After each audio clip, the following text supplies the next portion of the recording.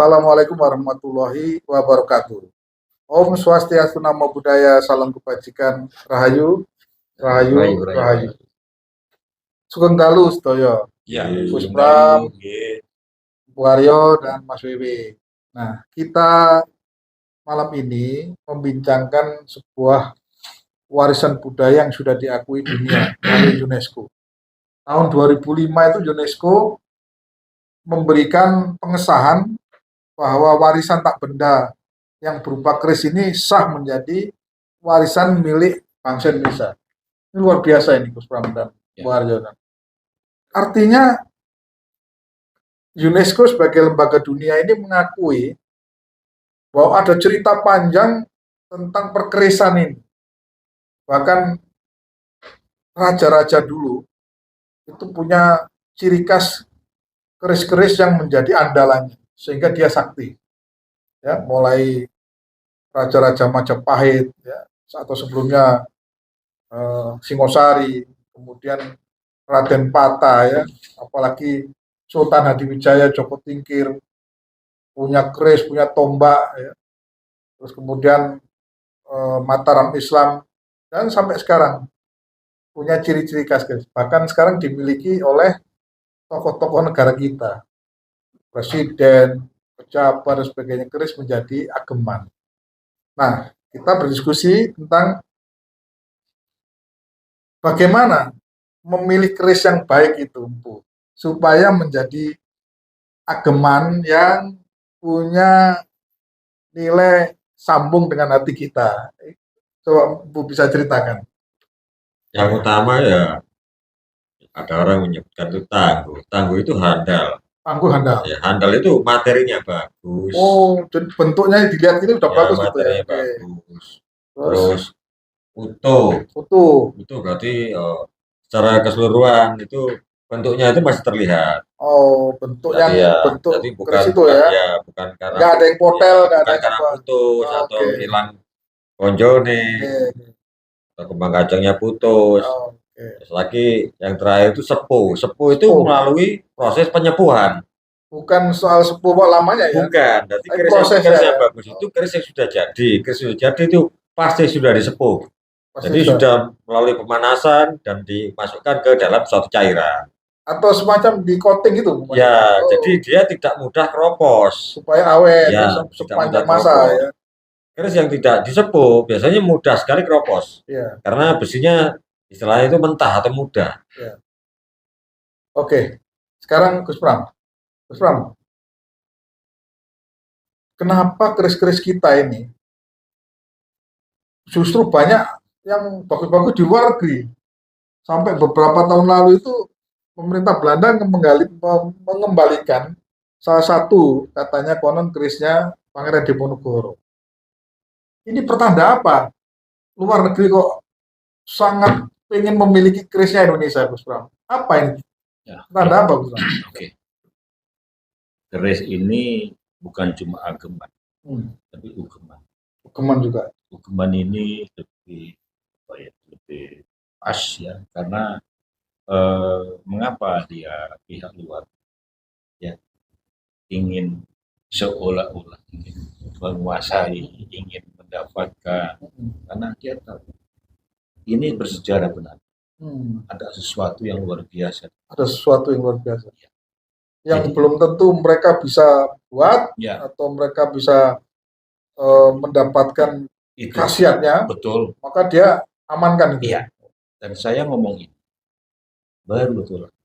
Saya tidak melihat. Karena yang saya tahu membuat keris itu baik para empu zaman dulu atau empu yang sekarang itu semua menggunakan satu syariat rekoh menuju kepada Allah. Yang tadi disebut kesepuhan tadi. Ada lagi hal yang menyepuhkan tidak main-main. Pasti dia mempunyai cara khusus yang cara itu juga dimiliki atas warisan nenek tanpa tersandung. Kalau tidak mungkin. Karena apa?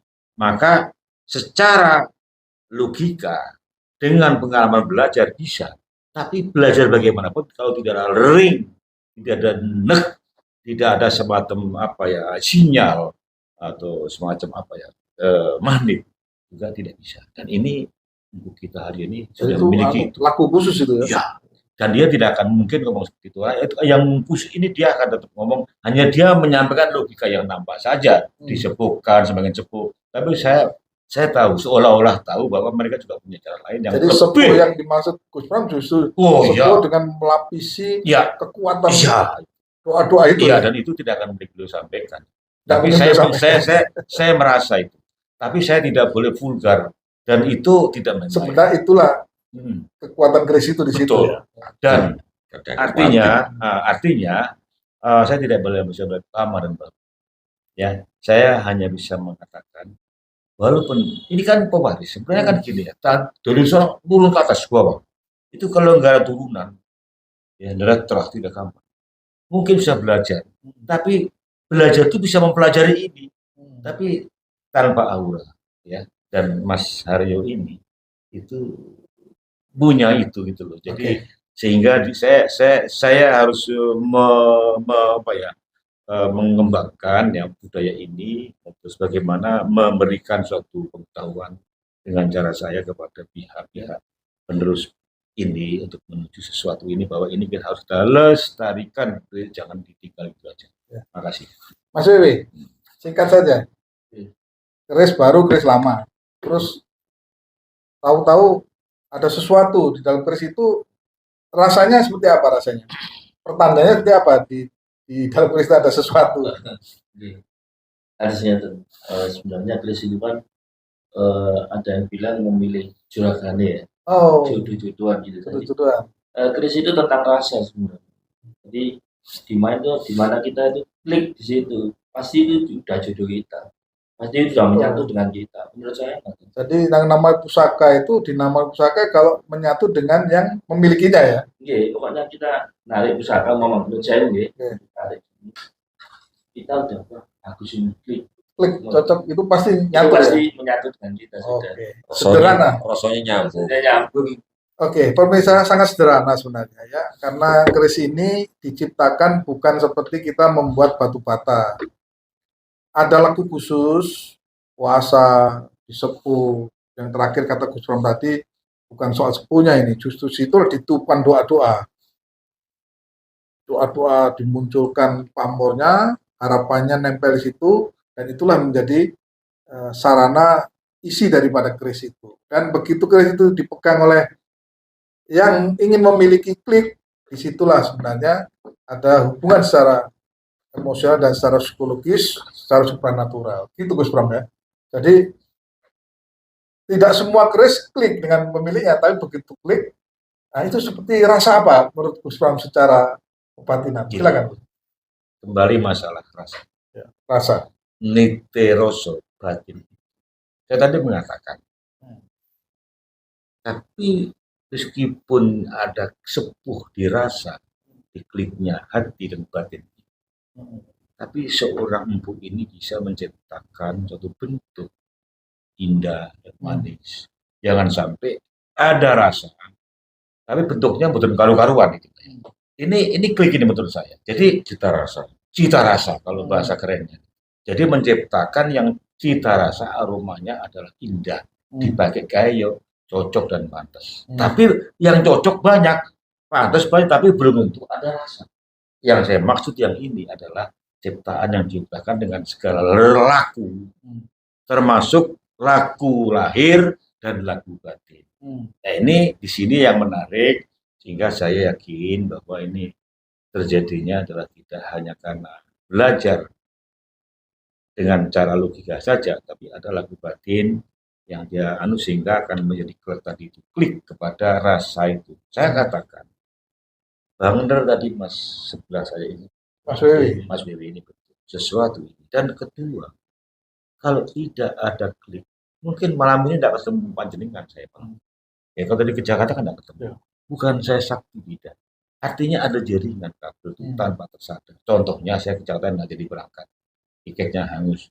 Malam ini bicara soal ini. Padahal selama ini saya ingin bagaimana cara saya membudayakan semacam ini, tapi saya tidak pernah ketemu. Malam ini klik menurut saya. Itu saja persoalan. Petunjuk dari Gusti Allah. Ya, tanpa tersadari. Terima kasih Gus Pram. Ya. Baiklah pemirsa, kita bincang-bincang soal perkerisan ini menarik karena kita selalu bercerita tentang kontekstual, kekinian, tidak yang terkait dengan mistik-mistik dan sebagainya, tapi ini ada realitas bagaimana para pemimpin bangsa kita itu baik sebelum kemerdekaan sampai merdeka ini, para pejabat-pejabat itu ingin memiliki keris dengan berbagai tujuan dan keinginannya. Yang memang kita tadi lihat-lihat ada tosan haji yang lama dan yang baru dan semuanya mempunyai ciri dan keunikan masing-masing.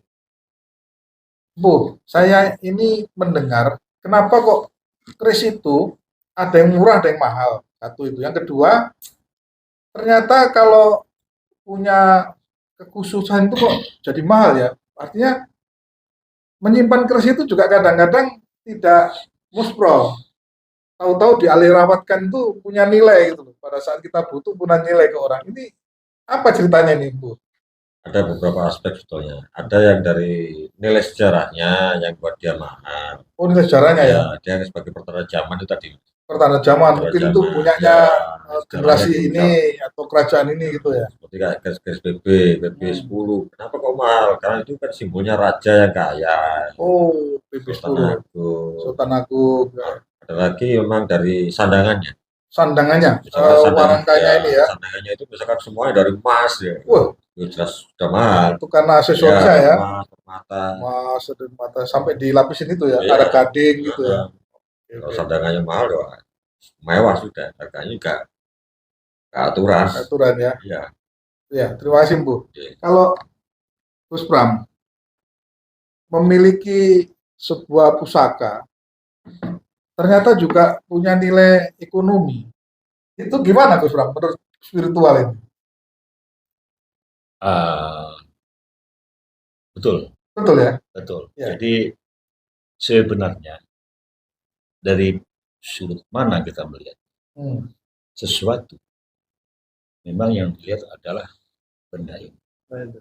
Tapi isi benda ini yang dari Allah tadi luar biasa. Itu tidak bisa dijual-belikan. Tapi kalau mau dibeli atau dijual, itu akan mahal harganya. Ada cerita begini Gus Pram. Ya. Ken Arok. Ya. Tokoh yang luar biasa ceritanya ya. Ya. Tahu Gus Pram ya? Ya. Untuk mencapai tujuannya, apa susahnya? Ken Arok tinggal ngambil senjata di mana dan mungkin banyak itu. Ya. Tapi beliau memesan keris baru. Ya. Ke seorang Punamempu Gandring. Ya. Artinya keris itu tidak harus keris lama, keris baru pun punya tuah yang luar biasa. Oh, ya. Nah, itu dengan harapan baru tadi. Dengan harapan baru tadi. Betul. Apa menurut Gus Pram? Saya tadi kan mengatakan, bahwa lama dan baru itu memang kaitannya sangat kental sekali. Saya tidak melihat baru atau lama atau tidak. Saya tadi mengatakan keris itu bagi pembuat yang lama atau yang baru itu melalui ritual-ritual khusus, tidak main-main. Jadi dan kalau tidak ada mic, sinyal dari sound tidak akan bisa. Jadi artinya keris itu selama dibuat empu yang benar, itu selalu memulai dengan proses ritual yang sangat tekun ya. Dengan doa-doa khusus itu. Iya betul. Empu itu benar. Bukan kalau empu yang benar, ini sudah benar. Jadi namanya empu itu benar. Artinya apa? Bahwa mereka untuk membuat itu, menciptakan itu kalau tidak ada kasih, tidak ada sesuatu dari Gusti Allah, tidak. Dan itu mereka tidak mudah untuk belajar itu. Baik batin maupun lahir. Maaf kata. Jadi saya sangat menghormati sekali hal ini, apapun bentuknya. Lama atau baru saya sangat hormat. Dan ini saya juga rasanya berkewajiban untuk melestarikan budaya ini. Bukan hanya budaya. Tidak boleh main-main. Kita jangan melihat sekarang, dunia bagaimana. Kesaktian para sesepuh kita, pendahulu kita yang luar biasa. Melawan senjata kayak gitu. Jadi saya percaya, memang semuanya Allah.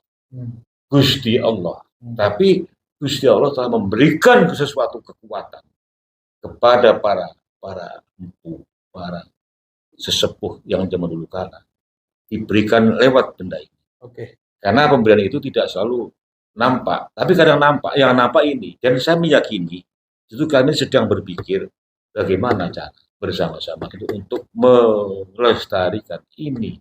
Jangan sampai, maaf kata, perjuangan dulu nenek kita yang terdahulu itu musnah. Iya. Itu saya tidak suka dan saya berjuang. Mari kita sama-sama untuk melestarikan budaya. Ya, terima kasih, Mas Wewe.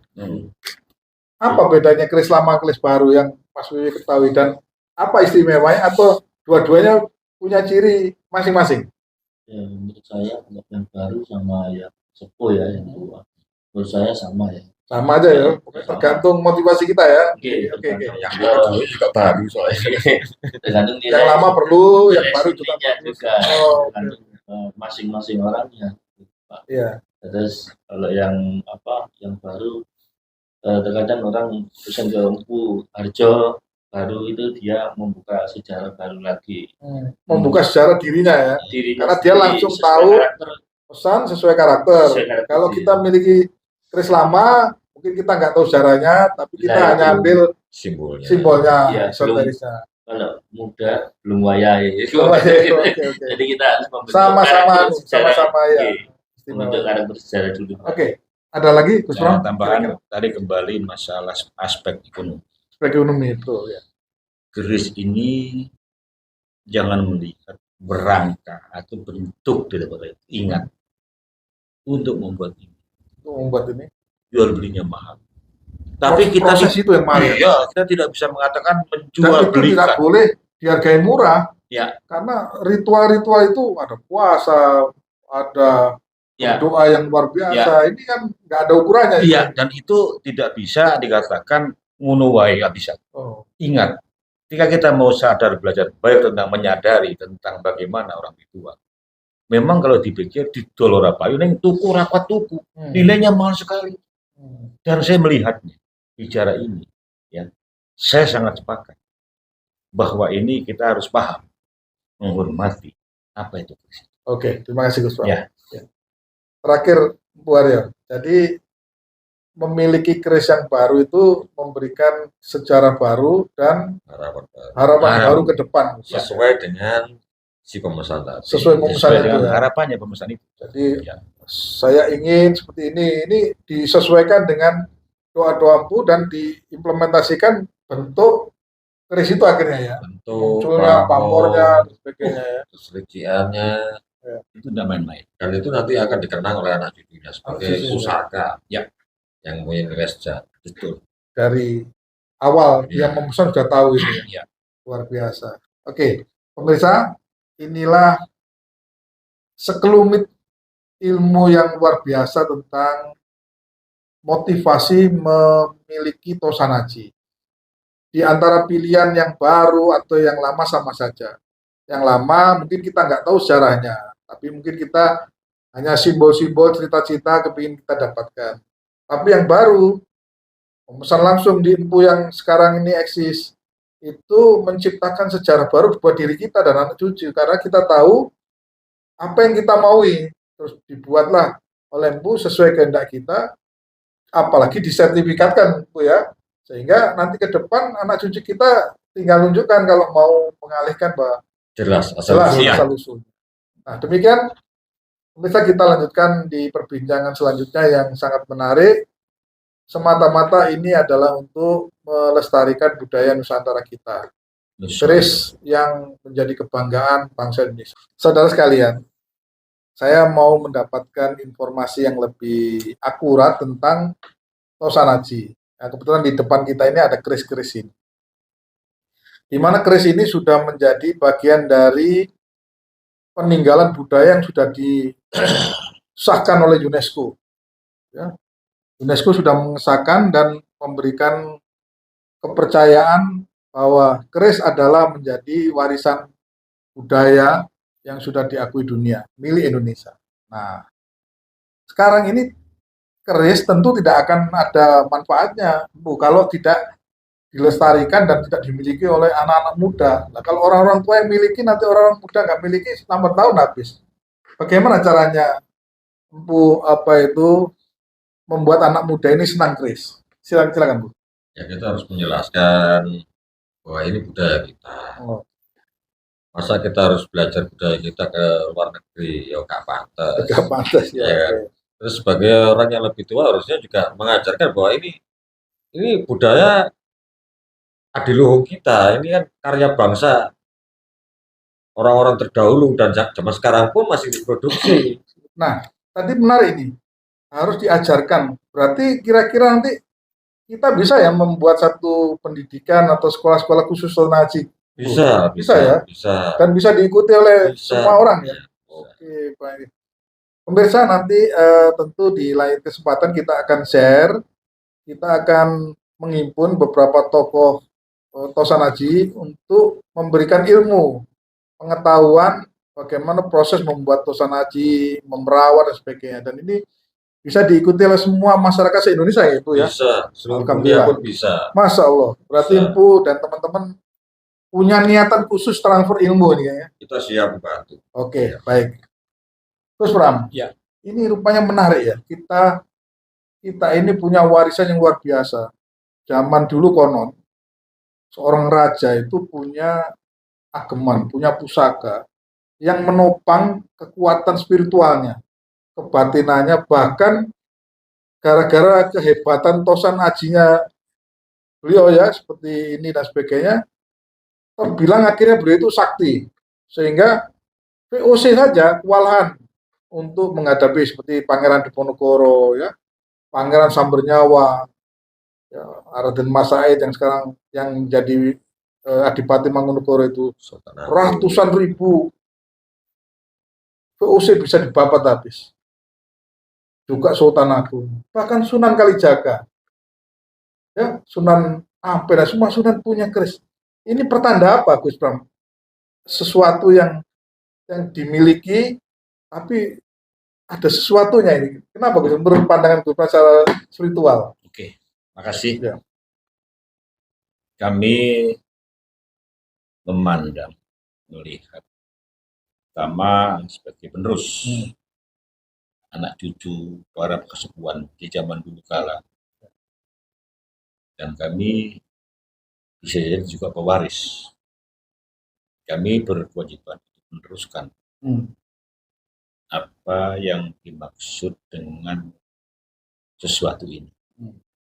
Nah, sesuatu ini adalah memang kekuasaan, ya, itu diberikan kepada satu barang benda yang namanya keris. Tapi tidak diberikan dengan begitu mudah seperti memberikan apa kepada anak cucunya atau saudara pewarisnya.